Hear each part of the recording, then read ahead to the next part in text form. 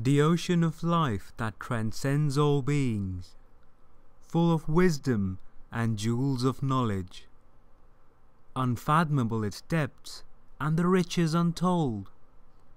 Would you care to see what lies within? For swimming on the surface will drown you indeed. So take a deep breath and close your eyes, for the journey ahead is full of surprise. Hello everyone, this is the Holy Hermit and welcome to a new video of mine. Questions. I get asked a lot. All of them wise, all of them correct. I try to answer them, but here I am summing them all up in one video, trying to answer the most frequently asked question by you. But as I always say, these are my humble opinions. They might be right or they might very well be wrong, but I'll try to answer them truthfully as much as I can, with the hope that I help you in this process. I give you some insight on the way I play and how you can play this game in a more effective way. So here I begin. I started this channel mainly by posting Diablo 3 builds. I focused on Monk as this is the character that I have the most experience with, so it's only fair I start working on monks in the first place. So I have all these builds you see on my channel. All these builds focus on one main thing, which is balance. A thing you'll hear me say so many times during my videos, and I mean it all the time, but I still get questions about it. What is this balance after all? To put it in a simpler terms, I have a question to ask, to answer a question really, is when you play the game, there are certain builds that you find online, or you actually find them yourselves. But what's the first problem with those builds? Most of them don't work on higher monster powers, right? There are some very good builds that will work on lower monster powers, but as soon as you crank up the difficulty, you have problems in staying alive. This is where I came in when I made my first video. I tried to post builds that will work for everyone and anyone on a decent monster power. But balance is certainly a big issue there, and what I mean by balance is balancing your gear. As I always said, the build you will be using will gain all of its stats and abilities from the build itself. Nothing will come from gear, apart from a few certain things that I always recommend for you to do. The first one is getting a right armor ratio, and armor and resist all ratios. I see quite a few monks in the game right now, and even other characters for that matter. They have very high DPS, in 200Ks and even above, but what's one thing that's missing right there? Is the right amount of armor and resist all ratio. What I've always recommended is an armor around 5500k and resist all to be around the same number as in 10:1 ratio, it being 550 or so. So why do I go for this number? I'll answer this question right now. It's again to support all the builds. If you have a very good character dealing tons of damage, the problem there will be is you'll rely on certain passive abilities, certain builds even, if you want to do good on higher monster power. When the game was designed, I'm sure that was not the intent of the game developers. They never wanted you to stick to one build and one build alone. The idea was build diversity. It helped them as well because you'll continue playing the game for a longer amount of time. So with that in mind, as I said, the first point I made was the armor and resist all ratio. If I have this number balanced around 5.5k and resist all to be around 550, what I get to do in return is have my stats balance, my survivability stats. They allow me to survive on a decent amount of monster power, and I can experiment with my builds. The next bit would be balancing your attack speed, your critical hit chance and your damage. The same rule applies here with critical hit damage and chance. If your critical hit damage is 50, your critical hit chance is 5. The game itself gives you an answer when you create your character, right? So whenever you're trying to go for a higher critical hit damage, try to balance your critical hit chance accordingly. Attack speed is another thing that's of my personal preference. I try to go for a high attack speed. The higher the attack speed, the faster you'll hit an opponent, and that in turn will allow you to proc some effects back from it. And speaking of proccing effects, what I use right now is lifesteal, or life on hit if you're starting a new character. Every time I'm hitting someone, my weapon or other stats allow me to steal life back from an opponent. When I'm hitting them, I'm gaining life back in return as I said, but if I'm hitting them even faster, this process also gets fastened. That's the whole idea of having high attack speed. This is the very basic theory of my balanced builds. What I go for is not high DPS. That's easy to do, right, with all the crafting plans right now. The goal with my videos and my builds is to show you a way that you can balance your stats in such a way that you can play on any monster power and use any kind of build. And now, speaking of builds, I've posted so many builds on my channel. They all do something or other. But I can assure you I test out all these builds rigorously before I even post them. So what I'm trying to say is, if you can balance your stats, if you can stay in a balanced region, all of my builds do work. But you are also right when you ask me another question. Hey, this build's not working for me. That's absolutely right. I can understand and I trust you that it's not working for you. So what can go wrong there is my humble suggestion or insight would be, look at your stats. Is your armor and your resist all balanced? Have you got a decent amount of attack speed? As far as attack speed go, I'll put a little footnote here. I try to aim for 2 attacks per second or more. Higher they are, the better it is. But for the way I play, if you wish to play like me, that's what I would recommend you to go for.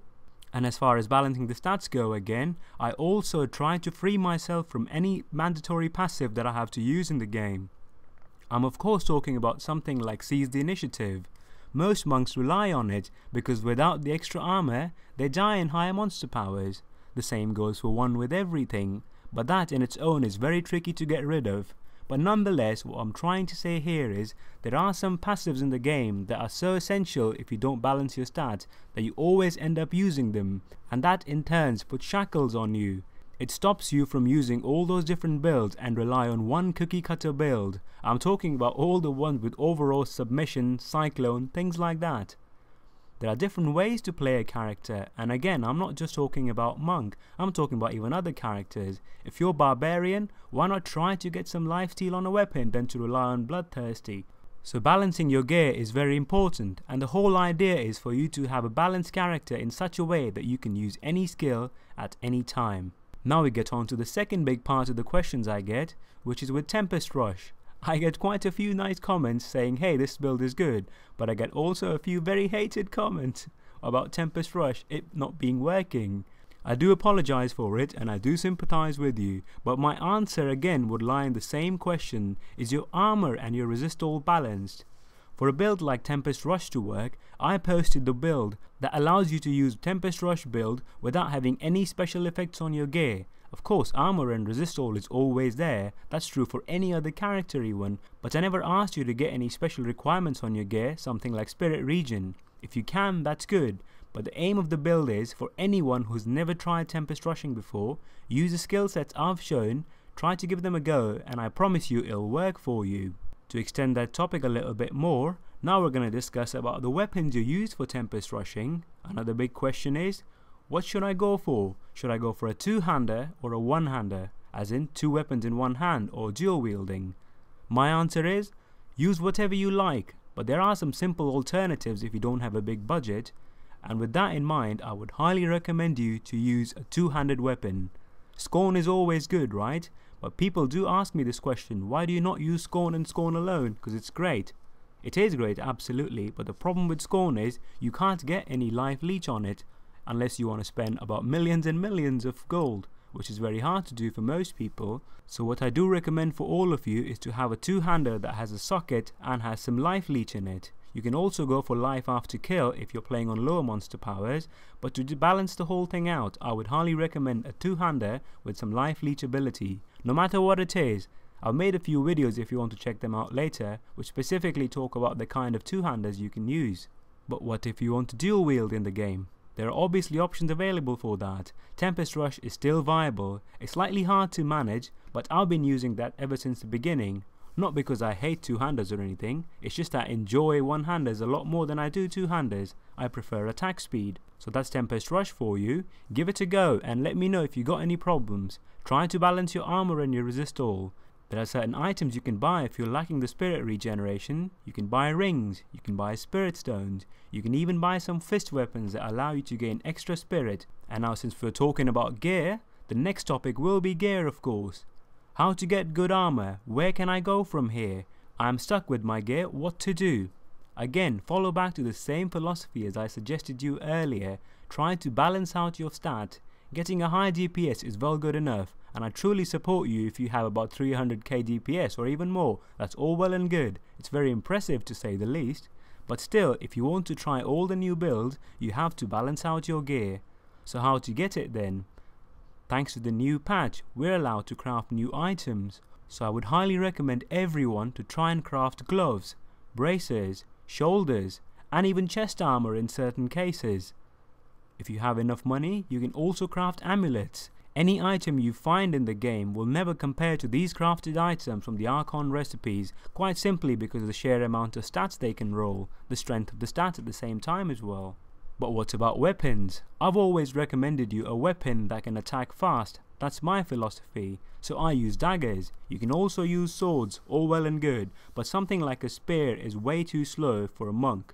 Spears are not meant for monks after all. That's something a barbarian can use all well and good.